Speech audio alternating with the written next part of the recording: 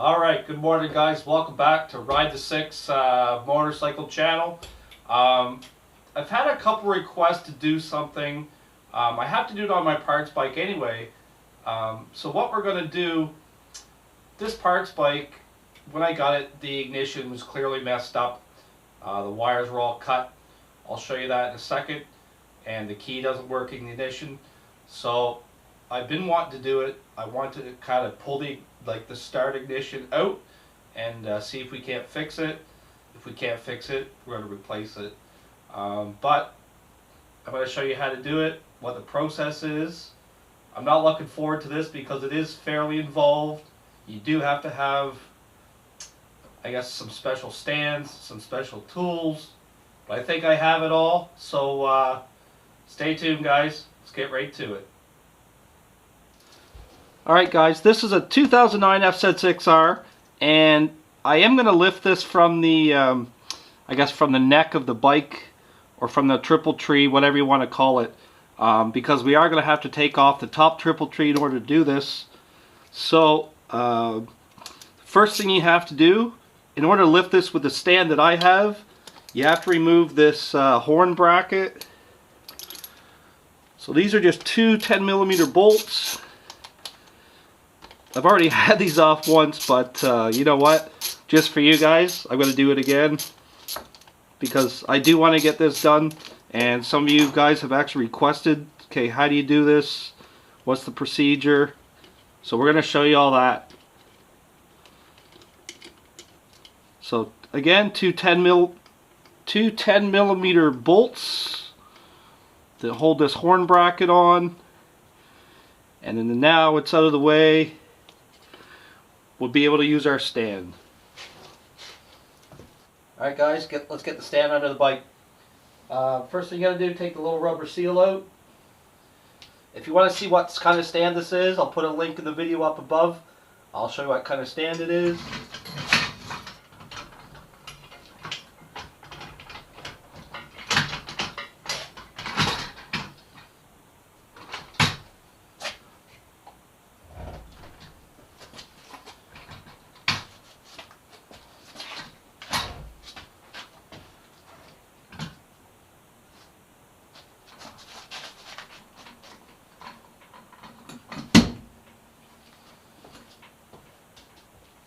You need to do this because once you release the top triple tree, there's a good chance this whole bike could come crashing down on you in the front end.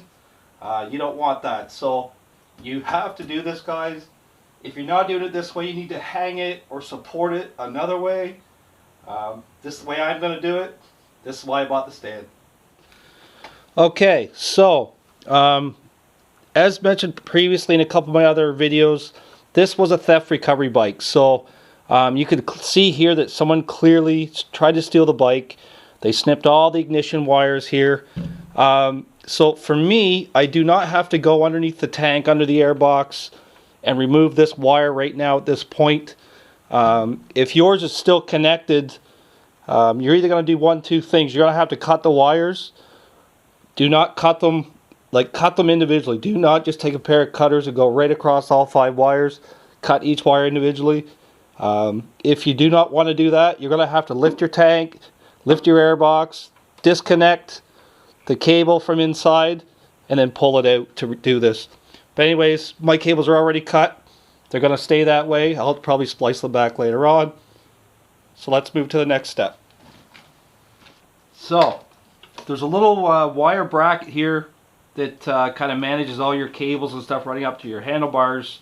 I can see right now, right offhand, this is going to have to be removed because you're going to have to take these bars off. So let's start with this handlebar. Again, so you got to get underneath your triple tree. This thing looks like it's bolted on. Again, two 10mm bolts. Actually, it's not on very tight.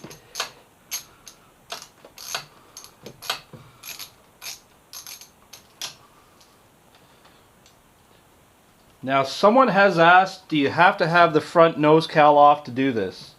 I would say maybe you don't, but you definitely need to have your inner panels removed. it's probably going to be a lot easier, to be honest, if all your fairings and your nose cowl is already removed. Mine happens to be removed already on this bike, so I don't have that problem. You can see it's kind of tricky to get your hands in these places, so I would probably suggest, yes, removing your front fairing.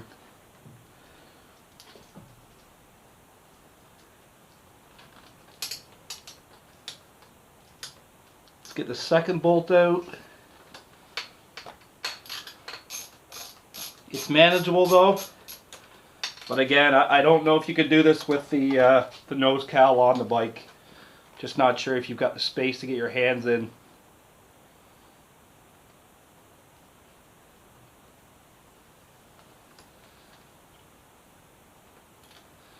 Alright, so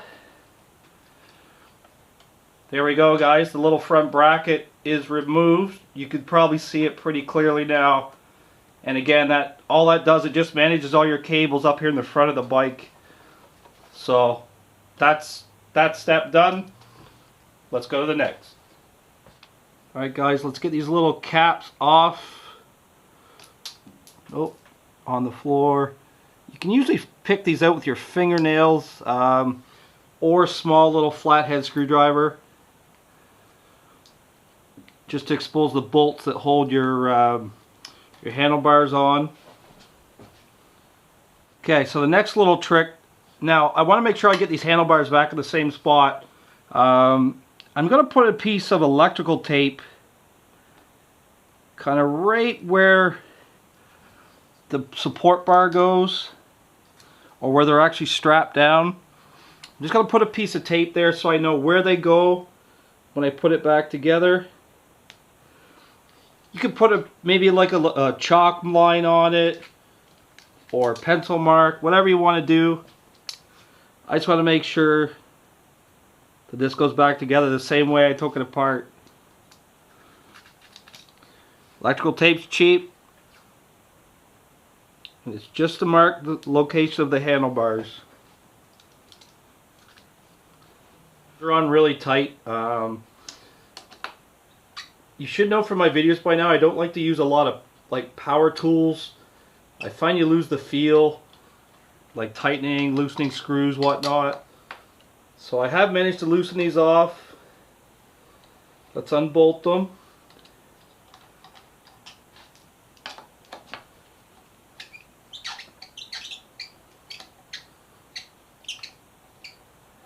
These things are in tight, guys. You're going to have to use a little bit of strength to break the bolts free. There is no Loctite on them though, from what I could see.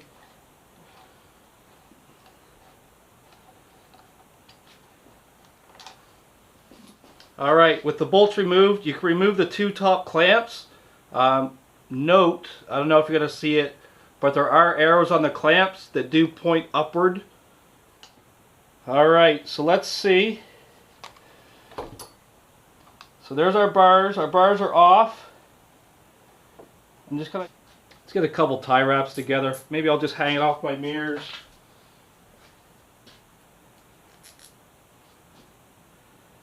Let's see. See if we have enough. Hopefully it won't break the mirror.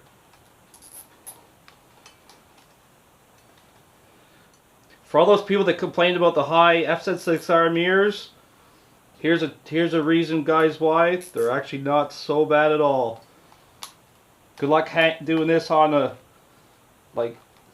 something else like an R6, an R1, ZX6. Good luck trying to do that on all these types of mirrors.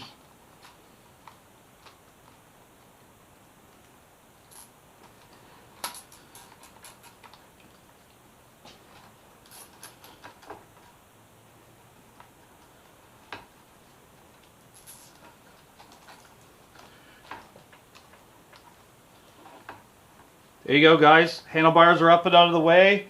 Next thing we got to start working on is the top triple tree. This is what the ignition, or the key, whatever you want to call it, it's bolted to this. This is the next piece that has to come off. So I didn't know what size this bolt was. So I actually have, I guess, an adjustable wrench here, and it's got some measurements on the wrench. I don't know if the video is going to pick it up. If not, I'll put a picture up and you can kind of see what I'm talking about. So I've tightened the wrench around the head of this bolt here. It's telling me it's about a 27 millimeters. So I did run to the store, and I did grab a 27 millimeter impact socket to kind of get this thing off. I had to break out the big boy for this. This is not just a standard socket, this is an impact socket, so there's a good chance it's going to be torqued on pretty good. I don't even know where to start here. Hopefully the bike's not going to fall over on me. Yeah, this is going to be tricky, guys. I don't quite know how to do this without tipping the bike over or holding the front wheel.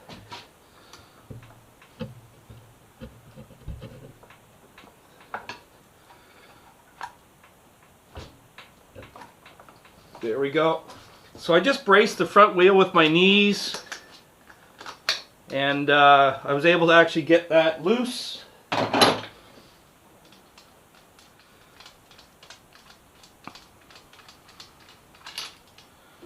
Alright, so there we go. There's our top steering stem nut and washer. So again, guys, 27 millimeters what you need. If you're worried about scratching up the nut itself, just put a roll of black electrical tape around it and then put your wrench on it. Alright, so the next thing we need to do to get this triple tree off, guys, is loosen off the two hex bolts. This is where you need to make sure the bike is propped up. If your bike is not propped up, this can easily come crashing down. I have it propped up on the front triple tree stand. We should be okay. Let's see if I can loosen these off. These are going to be on really tight as well, guys. Super, super tight.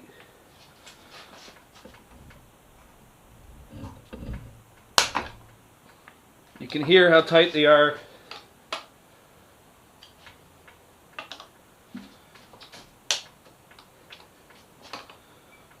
Okay, first one's loose.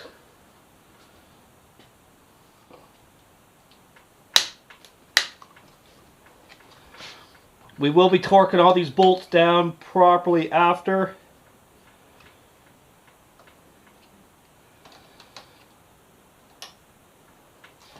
Don't know if I should take these right out or just leave them in a little bit. Actually, it's quite a long bolt, guys, so yeah, I don't think we need to take them out completely. Just loosen them off enough so that you can see it's not actually holding your triple tree very tightly.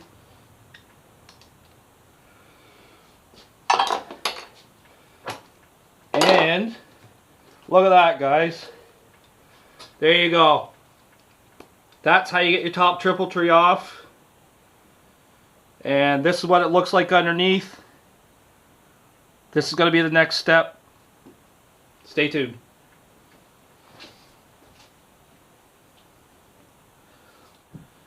Alright, so I know what you're thinking, guys. Well, that's not that hard to do. That's only the first step. This is where things get tricky. These two bolts right here that actually hold the ignition onto the triple tree, these are what you call, I think it's called a shear bolt. This is not the way the bolt comes if you buy it from Yamaha. It has a piece that you screw it in, but when the torque setting or whatever hits, or when it comes tight, the edges of the bolt shear off. So you can see it kind of looks like a rivet right now.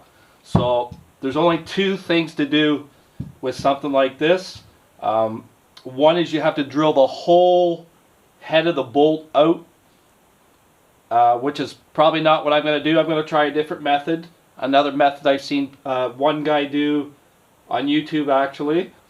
So the second method is to get like a Dremel tool and cut a slit through the center of the bolt so that you can get a flathead screwdriver on it. Something like, so here's the screw, here's the screwdriver. So we're going to be trying to grind the head of the bolt to grind a flat groove in it so we could get a nice big flathead screwdriver in. And another problem too, guys, these things here, these are actually Loctited in, so we may actually have to heat this assembly up just to break the Loctite to get it off. So let's see what happens.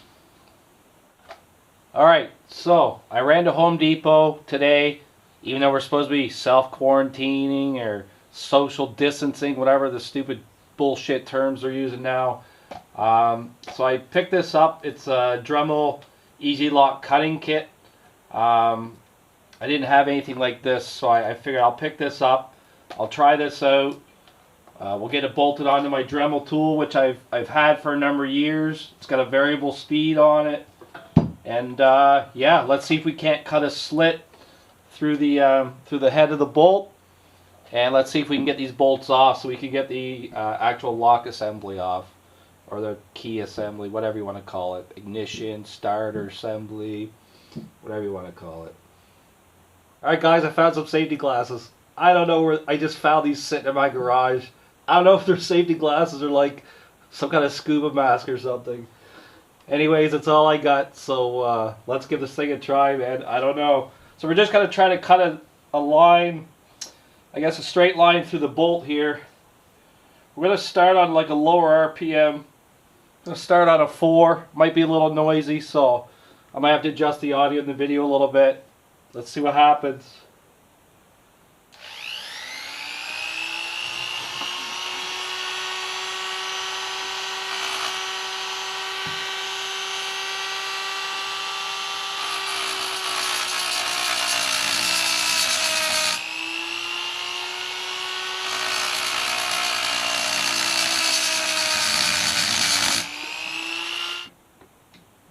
Well, look, you can see, check it out guys, I could get a flathead screwdriver in the bolt now.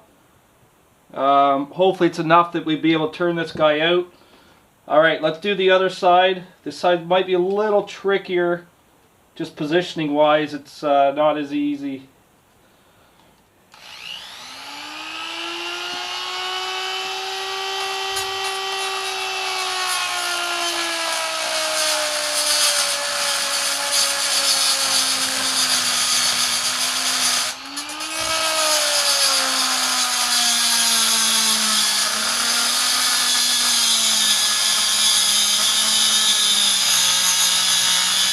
Alright, let's check it.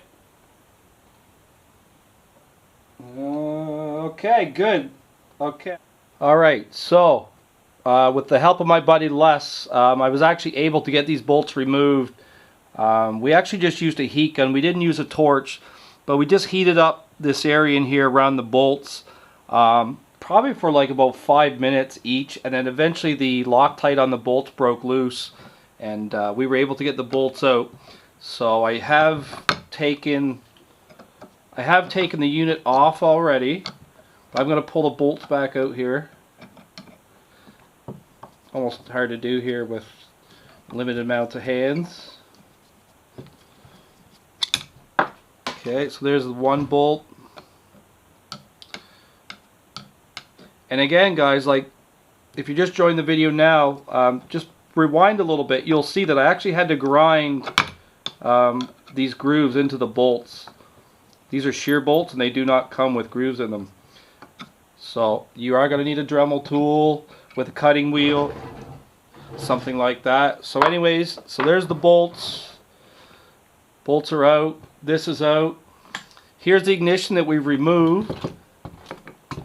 Even after you get the ignition removed, there's still 2 more screws, like right here. Hopefully the camera can see. There's a screw here and there's another screw here, little small screws. But again, in order to remove those screws, you need to take the grinder. I had to grind like little slits in the metal of the housing in order to get to the head of the screw. And then those 2 screws come out pretty easily. So right there, try to give you a close-up. So yeah, once you get the screws apart, you can lift your barrel cover off, and then your barrel's inside. So if the unit's screwed up, your barrel's going to be screwed up. If people try to steal your bike, it's going to be the barrel that they screw up. But this one, I actually found a key after taking it all apart and kind of fixing things that were wrong. It looks like my key still works, or it does work now. It didn't work before. So yeah, so we're gonna put that back together on the bike, guys. It's just reverse order. So you put your barrel housing back together. Actually, I'll put this little piece in the top as well. This was badly dented, so I had to hammer that down a little bit, flatten the curve, as you might want to say. So yeah, so now it's just reverse process, guys. Stick this thing back in, put your 2 bolts in, and yeah, bolt it back to the bike.